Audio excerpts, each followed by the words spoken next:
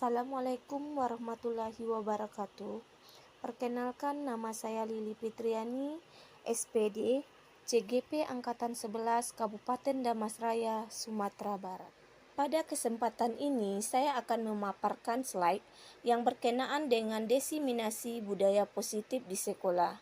Sebelum memasuki kegiatan, izinkan saya menyampaikan beberapa hal sebagai pengantar dari video ini. Pertama, pendahuluan. Ki Hajar Dewantara mengupamakan sekolah sebagai sebuah ladang tempat persemaian bibit-bibit agar bisa berkembang secara maksimal, maka petani dapat memperbaiki kondisi tanah, memberi pupuk dan air, membasmi ulat-ulat atau jamur-jamur yang mengganggu hidup bibit-bibit tanaman, dan lain sebagainya. Dari uraian di atas, kita dapat memahami bahwa sekolah diibaratkan sebagai tanah tempat bercocok tanam, sehingga guru harus mengusahakan sekolah menjadi lingkungan yang menyenangkan, menjaga dan melindungi murid dari hal-hal yang tidak baik, sehingga karakter murid tumbuh dengan baik sesuai dengan profil pelajar Pancasila. Tujuan dari kegiatan ini yaitu meningkatkan pengetahuan dan pemahaman tentang budaya positif. Kemudian terbentuknya motivasi intrinsik pada murid dengan pembuatan keyakinan kelas untuk mendisiplinkan murid dalam budaya positif sesuai profil pelajar Pancasila dengan pembiasaan sehari-hari yang dilakukan dan diterapkan di kelas. Kemudian membangun motivasi murid dalam pembelajaran, mewujudkan budaya positif dengan keyakinan kelas atau kesepakatan kelas, kemudian mewujudkan pembelajaran yang berpihak pada murid, kemudian selanjutnya yaitu menumbuhkan budi pekerti yang baik atau tanggung jawab disiplin. Sedangkan tolak ukur dari kegiatan ini yaitu yang pertama terlaksananya budaya positif di sekolah oleh guru-guru. Kemudian yang kedua yaitu terbentuknya keyakinan kelas melalui kegiatan kesepakatan kelas yang dilakukan guru kelas dan murid. Yang ketiga yaitu semua murid dan guru mulai menunjukkan disiplin positif sesuai profil pelajar Pancasila dan sesuai keyakinan sekolah dan keyakinan kelas. Yang keempat yaitu adanya perubahan perilaku dan karakter sesuai kesepakatan kelas, terwujudnya pembelajaran yang berpihak pada murid. Kemudian yang keenam yaitu suasana kelas dan sekolah yang menyenangkan. Kemudian lini masa dari kegiatan ini, yang pertama yaitu menghadap kepala sekolah untuk menjelaskan penting menanamkan budaya positif dan keyakinan di sekolah, serta minta izin untuk mendesimasikan bersama rekan sejawat. Yang kedua, berkolaborasi dan berkoordinasi dengan rekan guru untuk membuat keyakinan kelas di kelas masing-masing. Yang ketiga, pemantau, merefleksi dan mengevaluasi keyakinan kelas yang telah dibuat. Kemudian yang ketiga, mengumpulkan rekan sejawat untuk melakukan diseminasi budaya positif dan segitiga restitusi. Assalamualaikum warahmatullahi wabarakatuh. Waalaikumsalam warahmatullahi wabarakatuh. Alhamdulillahirabbil alamin, wassalatu wassalamu ala asrofil anbiya'i wal mursalin wa ala alihi wa sahbihi rasulillahi ajmain. Yang kami hormati Ibu Kepala Sekolah UPT SDN 03 Kota Besar atau yang mewakili, dan yang kami hormati ibu-ibu CGP hebat dari UPT SDN 03 Kota Besar, seterusnya para ibu-ibu yang sempat hadir di dalam ruangan yang kita cintai ini. Puji dan syukur marilah kita panjatkan kehadiran Allah Subhanahu wa Ta'ala, di mana beliau telah memberikan kita kesehatan dan kesempatan dalam acara diseminasi penerapan budaya positif. Dan tidak lupa pula salawat beserta salam kita hadiahkan kepada 7 pimpinan kita sedunia, yakni Nabi Muhammad SAW, di mana beliau telah membawa kita dari zaman kebodohan kepada zaman yang penuh dengan ilmu pendidikan seperti yang sama-sama kita rasakan pada saat ini. Baiklah ibu-ibu, saya sebagai moderator akan membacakan susunan acara pada siang hari ini. Kita langsung saja masuk ke acara yang kedua, yaitu sambutan dari Kepala UPT SDN 03 besar dalam hal ini yang diwakili oleh ibu kita, Ibu Nopalina SPD. Kepada ibu kami persilakan. Assalamualaikum warahmatullahi wabarakatuh. Waalaikumsalam warahmatullahi wabarakatuh. Puji syukur marilah kita ucapkan kehadiran Allah Subhanahu wa taala yang mana pada hari ini kita telah diberi nikmat kesehatan sehingga kita bisa berkumpul dalam acara diseminasi penerapan budaya positif di lingkungan SDN 03 Kota Besar. Selawat beserta salam tak lupanya kita ucapkan kehadiran kepada Nabi besar Muhammad SAW yang telah membawa kita umatnya dari alam kejahilan kepada alam yang berilmu pengetahuan seperti yang kita rasakan saat sekarang ini.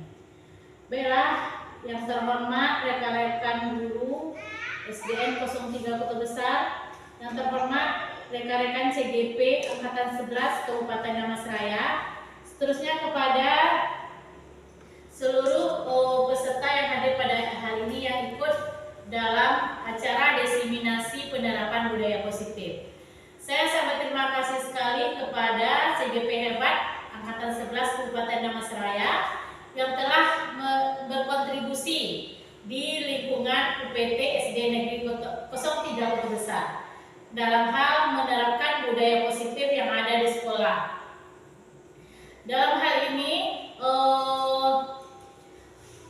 untuk memberikan motivasi, saya sebagai wakil dari kepala sekolah yang karena pada hari ini tidak sempat hadir, jadi saya mengucapkan terima kasih.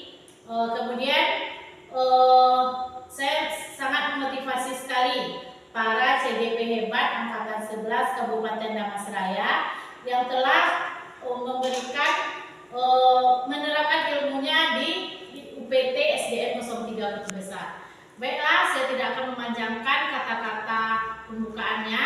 Pada hari ini, hari Jumat, tanggal 16 Agustus tahun 2024, dengan mengucapkan Bismillahirrahmanirrahim, acara pengimbasan diseminasi penerapan budaya positif di UPT SDN 03 Kota Besar dibuka. Saya sebagai wakil dari pimpinan SDN 03 Kota Besar mengucapkan selamat kepada CGP untuk melaksanakan tugasnya.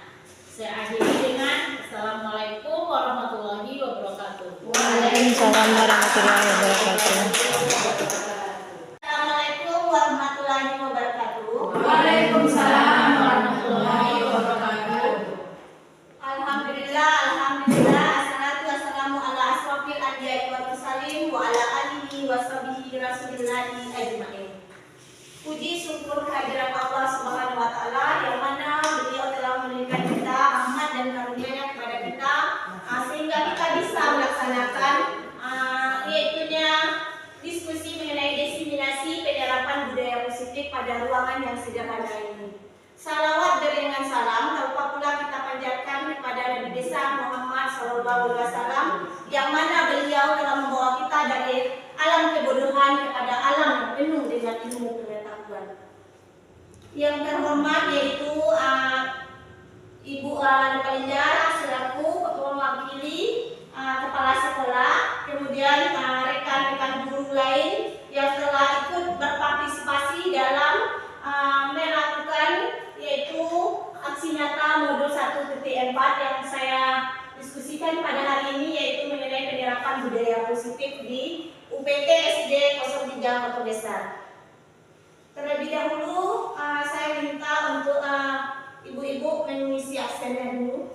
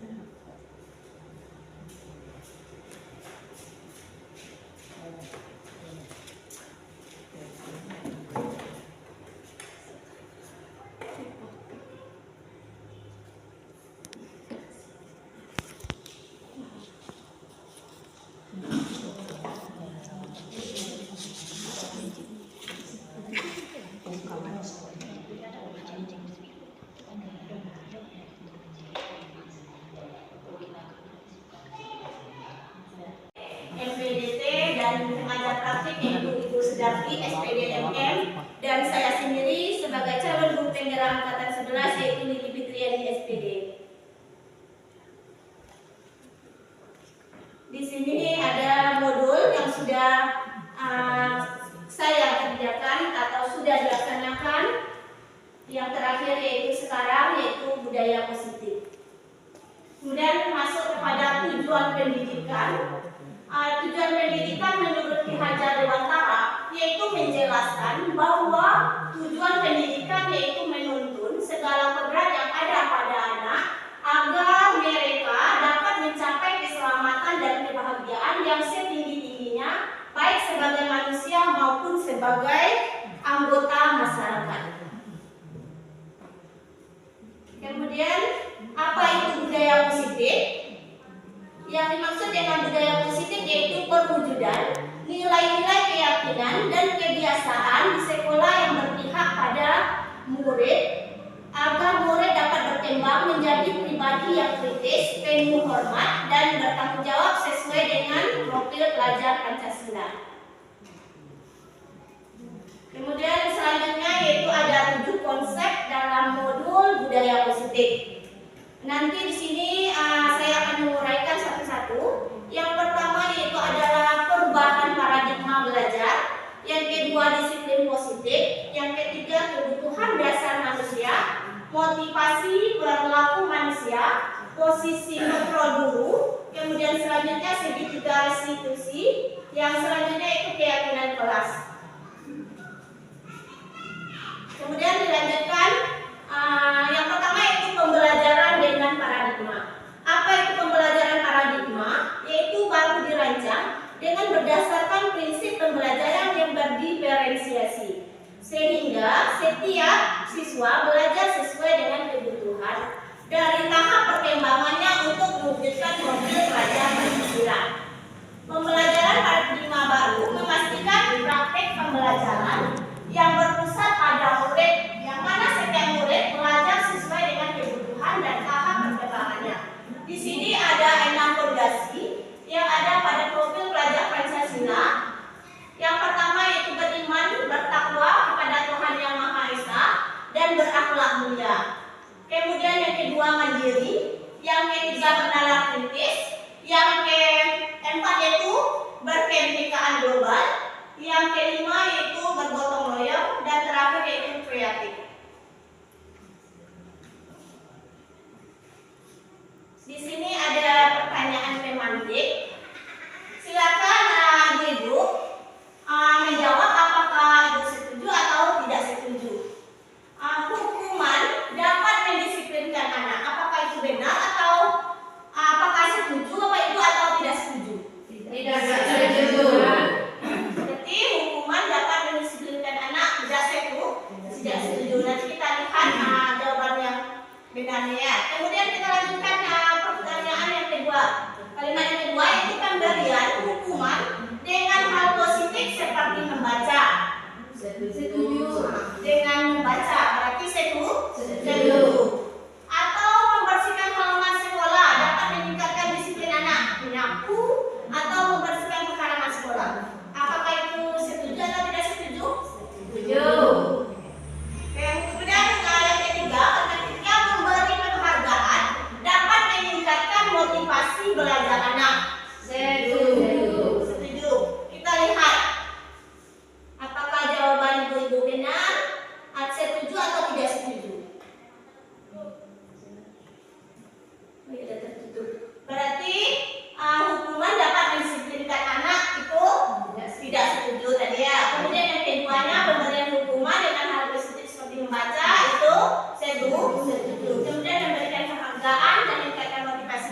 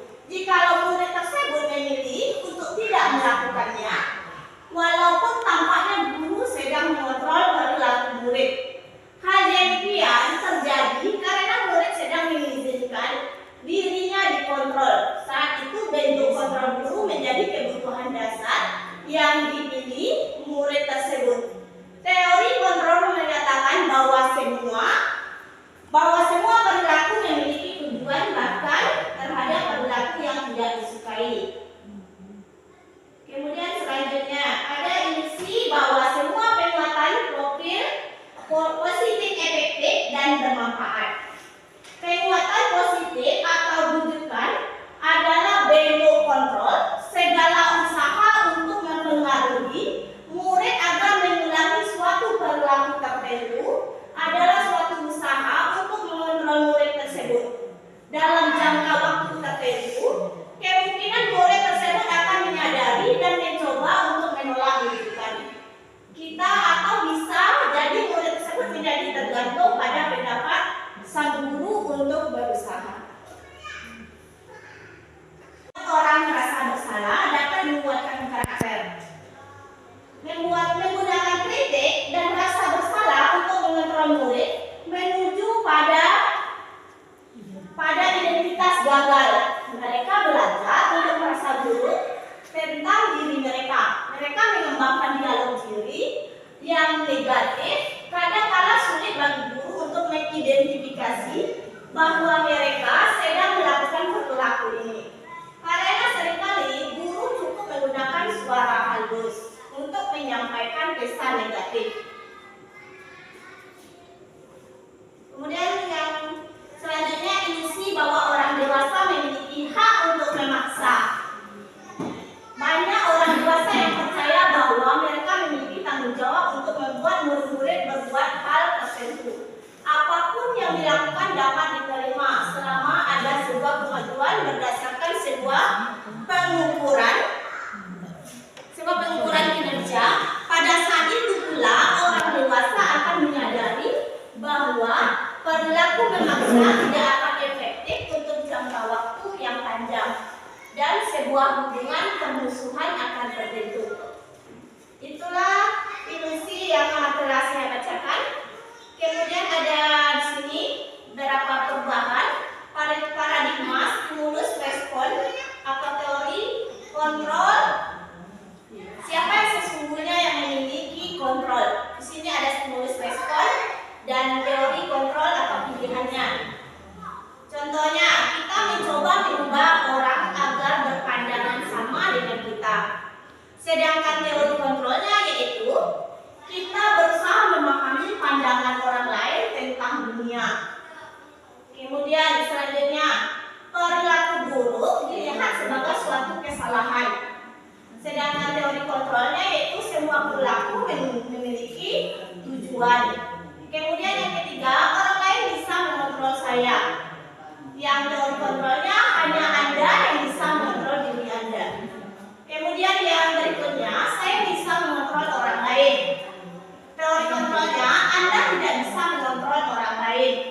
Kemudian yang berikut, pemaksaan ada pada saat rujukan atau rujukan gagal. Teori kontrolnya yaitu kolaborasi dan konsensus menciptakan pilihan-pilihan baru. Kemudian yang terakhir, model berpikir menang atau kalah. Model berpikir menang-menang. Ya, kemudian masuk ke yang kedua, yaitu disiplin positif. Kita sering mendengarkan atau sering mengatakan disiplin positif. Yang disiplin positif itu yaitu merupakan suatu cara penerapan disiplin tanpa kekerasan dan ancaman yang dalam praktiknya melibatkan komunikasi tentang perilaku yang efektif antara guru dan murid. Sebagai pendidik, tujuan kita adalah menciptakan anak-anak yang memiliki disiplin positif diri sehingga mereka bisa memperlakukannya dengan mengacu pada nilai kebajikan universal dan memiliki motivasi intrinsik yang bukan intrinsik. Apa yang sudah kita terapkan di sekolah kita dulu? Ibu hebat bersama jawab tulisan disiplin positif. Ya, boleh Bu orang apa? Baiklah Bu, disiplin positif yang pernah diterapkan kalau saya lihat di sini bersalaman, mengambil sampah, kemudian melakukan kultum setiap hari Jumat. Berarti dalam bentuk kebiasaan ya Bu? Kebiasaan. Terima kasih Bu Nepa. Oke, kita kasih yang berikutnya ada yang ketiga, yaitu kebutuhan dasar manusia. Ya,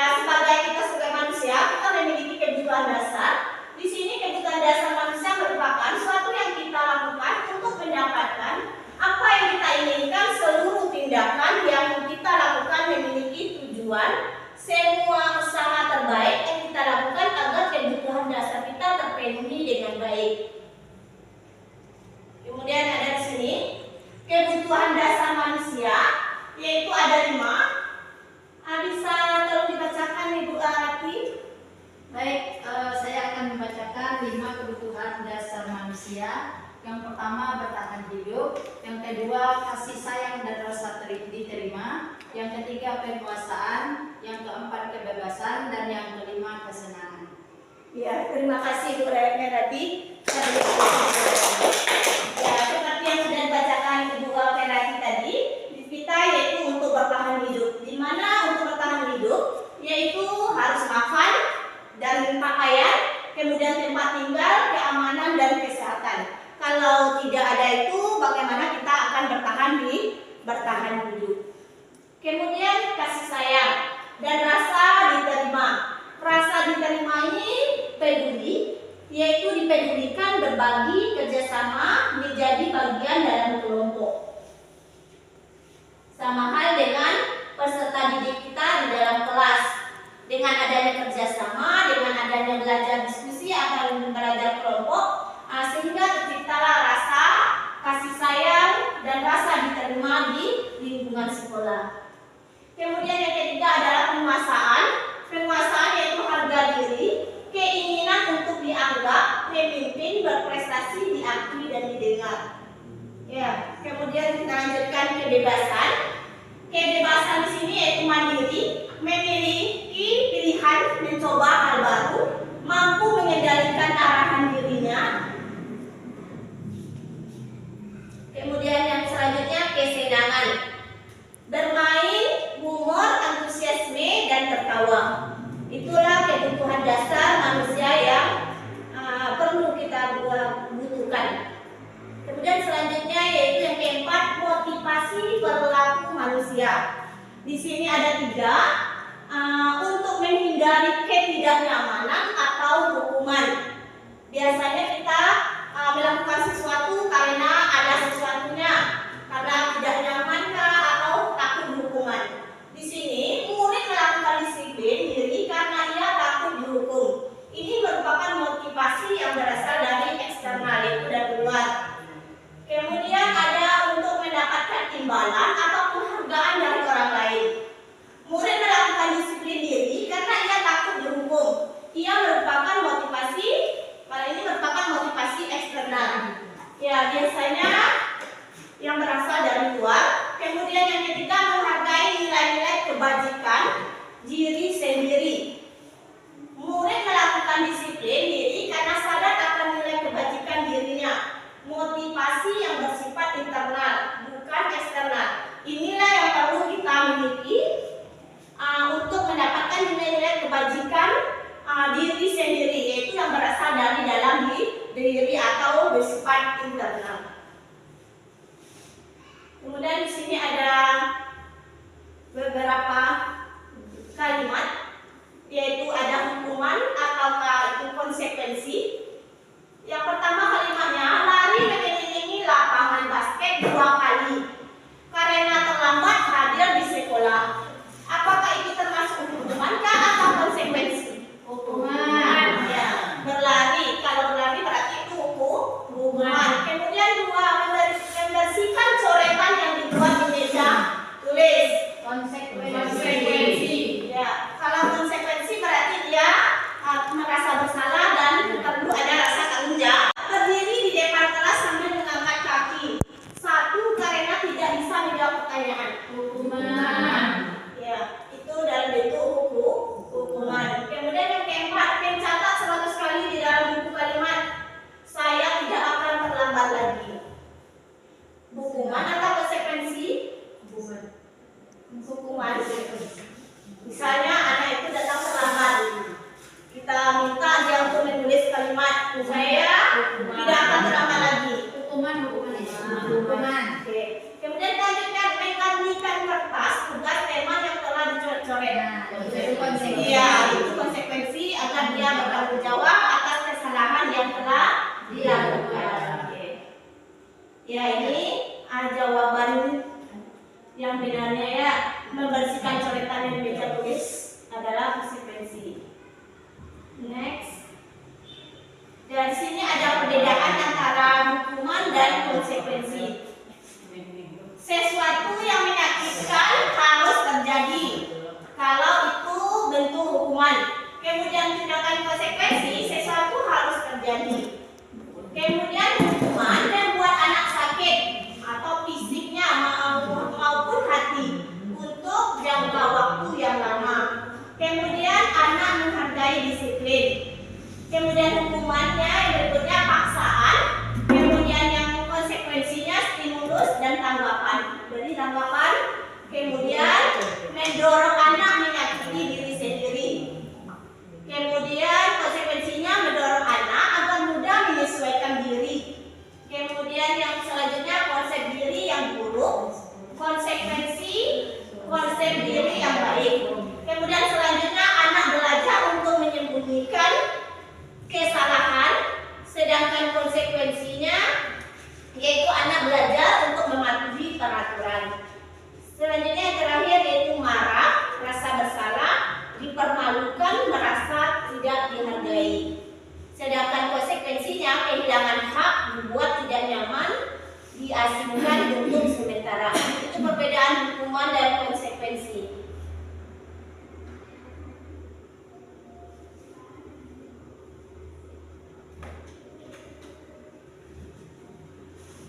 Dan selanjutnya yang kelima yaitu restitusi, 5 posisi kontrol. Ada di sini gambarannya, ada yang membuat penghukum, ada yang pembuat rasa bersalah, ada sebagai teman, ada pemantau, dan ada sebagai manajer. Di sini di mana posisi kita sebagai seorang guru. Nanti bisa kita lihat selanjutnya. Penghukum ini menjelaskan yaitu seperti ada anak terlambat, kita katakan terlambat lagi, pasti terlambat lagi, selalu datang terlambat lagi. Berarti ini sifatnya nanti yaitu seorang guru yang suka menghukum. Kemudian ada pembuat rasa bersalah. Kita katakan kepada peserta didik kita, kamu kenapa ya senang sekali mengecewakan ibu? Ibu benar-benar kecewa sekali. Berarti anak merasa bersalah, merasa dibuat bersalah. Kemudian selanjutnya sebagai posisi kontrol yaitu sebagai teman. Ya sudah tidak apa-apa, duduk dulu sana, nanti ibu guru bantu kamu ini. Berarti itu sebagai teman. Biasanya lebih menolong kepada murid. Kemudian ada pemantau. Saya harus tinggal kelas pada jam istirahat nanti dan mengerjakan tugas ketinggalan saya. Berarti nanti guru itu akan memantau, akan melihat apakah benar yang dikerjakan anak itu yang telah dikasih. Kemudian ada sebagai manajer. Nah, di sini tugas seorang manajer bukan untuk mengatur perilaku seseorang. Kita membimbing murid untuk dapat mengatur dirinya dalam seperti mandiri, bertanggung jawab, dan kolaboratif. Itu nanti yang manajer. Disinilah posisi guru, yang dari mana posisi kita sebagai seorang guru. Bisa kita nilai diri kita masing-masing dari 5 posisi kontrol tadi. Kemudian selanjutnya ada contoh 5 posisi kontrol, yaitu kasusnya siswa tidak mengenakan sepatu ketika sekolah. Ya, di sini penghukum berdiri di samping papan tulis selama 2 jam pelajaran. Berarti ini adalah seorang guru yang menghukum, dia berikan kepada anaknya yang tidak mengenakan sepatu tadi untuk berdiri di samping papan tulis 2 jam pelajaran. Sedangkan pembuat merasa bersalah, dia berkata, berapa kali ibu harus memberitahu kamu, kamu selalu saja mengecewakan ibu guru. Berarti anak merasa bersalah dengan apa yang telah dilakukan. Sedangkan posisi pada guru sebagai teman, ayo dong membantu Bapak atau Ibu ya. Sekali ini saja, lain kali jangan berbuat seperti ini lagi. Berarti itu posisi gurunya yaitu sebagai teman. Sebagai guru pada posisi pemantau. Kamu sudah melanggar peraturan sekolah. Kamu tahu kan konsekuensinya? Apa peraturannya? Kemudian kalau manajer, posisi guru sebagai manajer, itu apakah kamu tahu kesalahanmu? Kira-kira bagaimana? Kira-kira bagaimana kamu memperbaiki kesalahanmu? Berarti kita tanyakan kesalahan, kemudian bagaimana mencari solusi dari permasalahan tersebut. Itu posisi sebagai manajer. Kemudian posisi manajer, yaitu posisi yang ini adalah posisi yang ideal yang ingin dituju oleh setiap pendidik. Pada posisi inilah guru dapat menerapkan disiplin positif yang berpihak pada murid, yang memerdekakan murid. Tujuannya seorang guru adalah menciptakan murid-murid yang mandiri, merdeka, dan bertanggung jawab. Itulah posisi manajer yang harus dimiliki oleh seorang guru. Kemudian yang keenam, segitiga restitusi. Apa itu segitiga restitusi?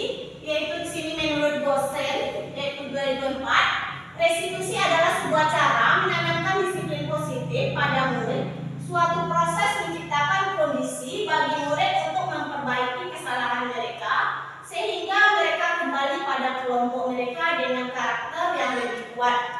Itu restitusi. Di mana restitusi ini yaitu bertujuan untuk memulihkan situasi dan membangun kembali hubungan yang berdampak oleh pelanggaran. Di sini ada segitiga restitusi, yaitu yang pertama menstabilkan identitas. Di sini kita memiliki seorang peserta didik yang memiliki masalah, kita stabilkan terlebih dahulu identitasnya seperti kita semua akan melakukan yang terbaik yang bisa kita lakukan. Kemudian validasi tindakan yang salah. Semua perilaku memiliki alasan. Kemudian menanyakan keyakinan. Kita semua memiliki motivasi internal, yaitu motivasi dari dalam diri. Kemudian yang terakhir yaitu keyakinan kelas, yaitu mengapa keyakinan kelas, mengapa bukan peraturan kelas. Ya, di sini ada keyakinan kelas yaitu persetujuan yang dibuat bersama antara guru dan murid. Selanjutnya akan ditaati bersama. Itu yang biasanya kita lakukan sebelum kita melanjutkan materi pembelajaran di dalam kelas. Kemudian sedangkan peraturan kelas yaitu biasanya terbit tanpa persetujuan pihak objek atau bersama yang harus melaksanakannya. Contohnya guru saja yang membuat peraturan tanpa disetujui oleh peserta didik. Itu yang dinamakan dengan peraturan.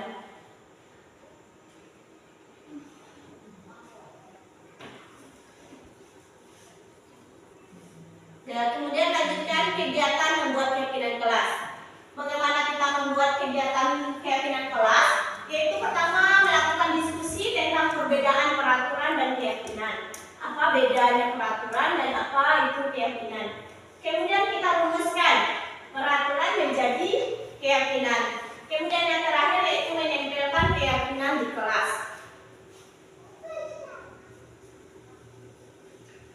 Dan yang terakhir ada refleksi.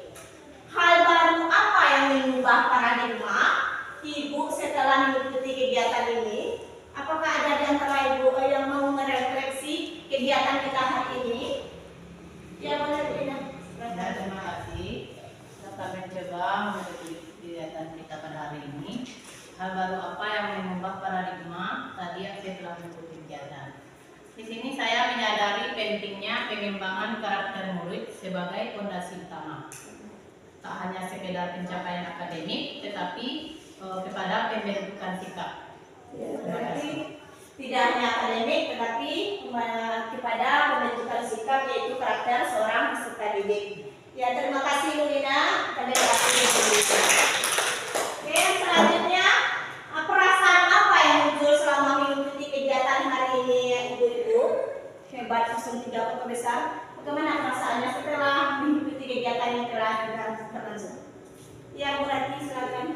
Baik, setelah mengikuti kegiatan hari ini, saya merasa termotivasi dan terinspirasi agar dapat melakukan budaya positif atau disiplin positif di sekolah kita, khususnya UPT SDN 03 Besar. Amin. Semoga terwujud ya Ibu inspirasinya atau harapannya Ibu Rati untuk melakukan budaya positif diterapkan di sekolahnya. Kemudian yang terakhir yaitu kesimpulan. Ya, di dalam penerapan program disiplin positif, hendaknya guru memiliki standar kepribadian, profesional dan sosial yang baik, di mana guru mampu merefleksi dirinya dalam posisi kontrol saat ini, bagaimana perjalanan diri sebagai manajer yang menuntut murid-murid, sebagai insan yang mandiri, merdeka dan bertanggung jawab. Demikianlah kegiatan diseminasi budaya positif yang telah saya imbaskan kepada ibu-ibu guru hebat 03 Kota Besar. Semoga bermanfaat dan bisa kita terapkan budaya positif ini di sekolah kita. Saya akhiri, banyak maaf. Assalamualaikum warahmatullahi wabarakatuh. Waalaikumsalam. Terima kasih banyak kita ucapkan kepada CGP hebat kita yang telah memaparkan materi tentang diseminasi budaya positif di sekolah. Mudah-mudahan kedepannya bisa diterapkan di sekolah kita, yaitu di UPT SDN 03 Kota Besar. Dan saya sebagai moderator, kalau ada salah ajakan saya mohon maaf. Billahi taufiq wal hidayah. Wassalamualaikum warahmatullahi wabarakatuh.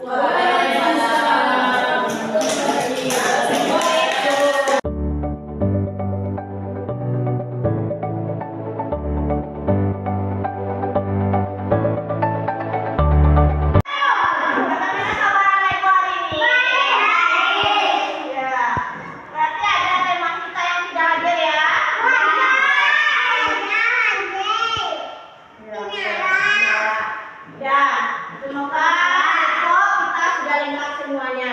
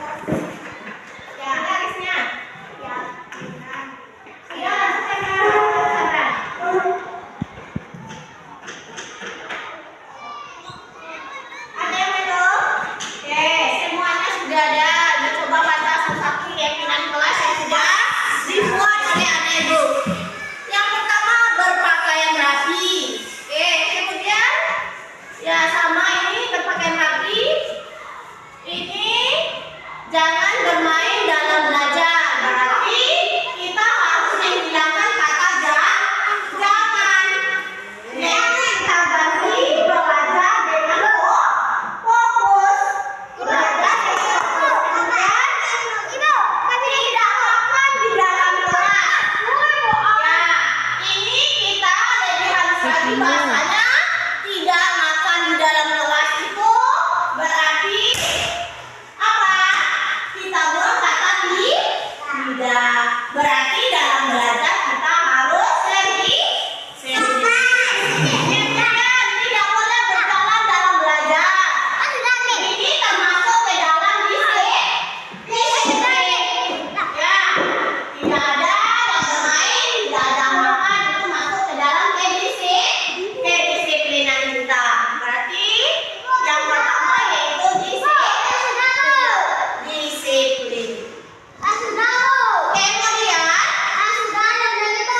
tidak membuka sepatu di kelas. Maka tangga tidak boleh kita gunakan. Berarti kita harus berpakaian rapi. Kemudian tidak akan datang terlambat. Nah, ini juga termasuk ke dalam disiplin. Kemudian tidak boleh berdiri lebih dari 2 kali dalam proses pembelajaran kita di kelas. Ya, dimana maksudnya di sini? Yaitu kita tidak boleh menggunakan kata ya.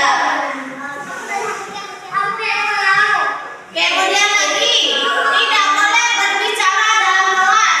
Ada tidak lagi. Berarti kita buang. Permisinya boleh sekali-kali.